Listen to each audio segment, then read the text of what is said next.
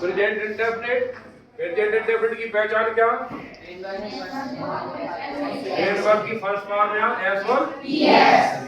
Present दूसरा क्या है? कंटीन्यूअस की पहचान प्रेजेंट। तीसरा क्या है? परफेक्ट की पहचान मुख्य क्रिया की। और चौथा क्या है? हेल्पिंग वर्ब क्या लगेगी? आईएनजी और सिंस और यही चारों बाकी में पास्ट और फ्यूचर में भी काम करते हैं। सिर्फ प्रेजेंट की जगह पास्ट और फ्यूचर जुड़ जाएगा और हेल्पिंग वर्ब बदल जाएगी। ये टेंस हो गया। अब टेंस को ही हमने वॉइस में बदलेंगे। अब हमारा जो पोर्शन सेकंड शुरू होता है वो वॉइस का होता है। अब टेंस जब हम कोई बनाते हैं तो उसमें चार चीजें महत्वपूर्ण होती हैं। पहली क्या होती है? सब्जेक्ट। फिर क्या होती है? फिर और फिर ऑब्जेक्ट। ये आपको मिलेगी, गारंटी है। लेकिन जरूरी नहीं है कि टेंस के सभी में हेल्पिंग वर्ब मिले। प्रेजेंट इंडेफिनिट और पास्ट इंडेफिनिट में हेल्पिंग वर्ब मिलती है क्या? कोई नहीं मिलती। तो उसकी पहचान कैसे होती है? कैसे होती है प्रेजेंट इंडेफिनिट की पहचान और पास्ट इंडेफिनिट की? एस या ईएस का सेकंड फॉर्म, है ना? तो प्रेजेंट की बात कर रहे हैं तो एस या ईएस लगा होगा या फिर मुख्य क्रिया की फर्स्ट फॉर्म होगी, हमें पकड़ में जाएगा ये प्रेजेंट इंडेफिनिट का है। ठीक। अब जैसे ही हम इसको वॉइस बनाएंगे, अब हमारा ध्यान देना, वॉइस। अब हमने वॉइस बनाया तो जो टेंस में ऑब्जेक्ट था वो पहले आएगा और बन जाएगा क्या? सब्जेक्ट। हाँ, सब्जेक्ट। Very good. ये सब्जेक्ट बन जाएगा ना। ऑब्जेक्ट कोई भी हो वो बेसिक वाइज में सब्जेक्ट बन जाएगा, क्योंकि पहले लगने वाले को क्या बोलते हो? सब्जेक्ट। Very good. फिर क्या आएगी? Helping verb. इसमें गारंटी है आपको हेल्पिंग वर्ब मिलेगी, लगना ही है, ये भी पक्का है। फिर क्या आएगा? मेन वर्ब की इसमें थर्ड फॉर्म कंपलसरी है। वॉइस में मेन वर्ब की थर्ड फॉर्म बिल्कुल आएगी, ये भी बिल्कुल श्योर कर लीजिए। फिर हमें लगाना है अपनी मन से, मर्जी से वॉइस। क्या लगाना है? ये हमें अपने मन से लगाना है, कुछ मेन वर्ब को छोड़कर। कुछ मेन वर्ब होती जिनमें बाई नहीं लगता, उसकी जगह हमें टू, एट, विथ ये लगते हैं, लेकिन वो काम बाई की तरह करते हैं। लेकिन कुछ अपवाद हैं, लेकिन आपको सबसे ज्यादा बाई लगाया जाता है। फिर जो सब्जेक्ट था वो क्या बन जाएगा? यहाँ अब ऑब्जेक्ट बन जाएगा।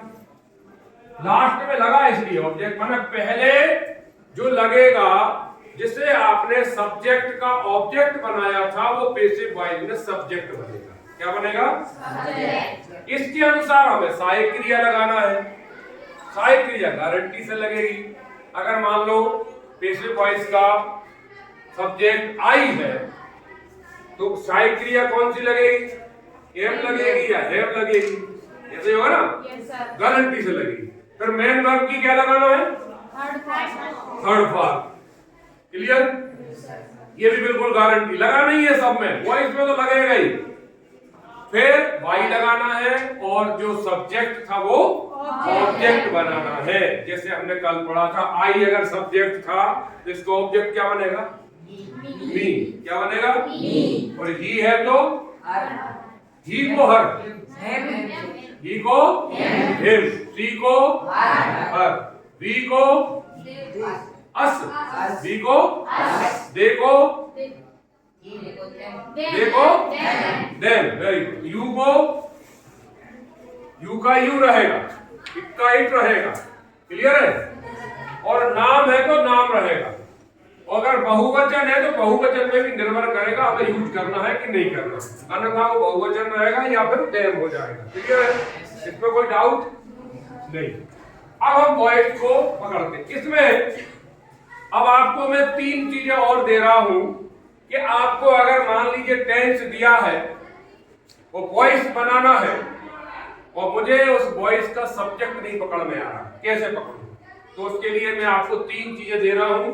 वर्ब में क्या, ध्यान से सुनना, वर्ब में क्या, किसे और किसको का प्रश्न करेंगे, किसको, इन तीनों में से कोई भी एक अगर आप प्रश्न करते हैं तो आपको पैसिव वॉइस का सब्जेक्ट पकड़ में आ जाएगा। मेन वर्ब में लगाना है, काय में लगाना है, मेन वर्ब में क्या लग सकता है, किसे लग सकता है या किसको लग सकता है। इन तीनों में से कोई एक प्रश्न वर्ब में करेंगे तो आपको वॉइस का सब्जेक्ट पकड़ में आ जाएगा। इसमें कोई डाउट? अब हम एक एग्जांपल शुरू करते हैं, ध्यान दीजिए।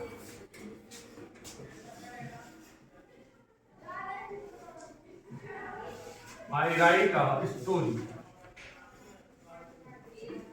मैं एक कहानी लिखता हूं। I write a story, मैं एक कहानी लिखता हूं। ठीक है, स्टोरी माने कहानी, राइट माने लिखना। बहुत बड़ा सेंटेंस तो नहीं, कठिन वॉइस बहुत कठिन भी नहीं आते, ये भी ध्यान रखना, लेवल में आते हैं, है ना। अब देखिए ये टेंस काय में है, ये बताओ पहले। काय में है, कहां से पकड़ में आया, मेन वर्ब क्या है, मेन वर्ब क्या है, ये है। इसकी कौन सी फॉर्म, फर्स्ट फॉर्म। इससे पहले कोई हेल्पिंग वर्ब लगी क्या, प्रेजेंट इंडेफिनिट का हो गया, फर्स्ट फॉर्म में। वेरी गुड, ये हमारी पहचान हो गई। जैसे ही हमने ये पकड़ा कि ये टेंस प्रेजेंट इंडेफिनिट का है, तो इसके आगे वाला टेंस कौन सा है, प्रेजेंट कंटिन्यूअस।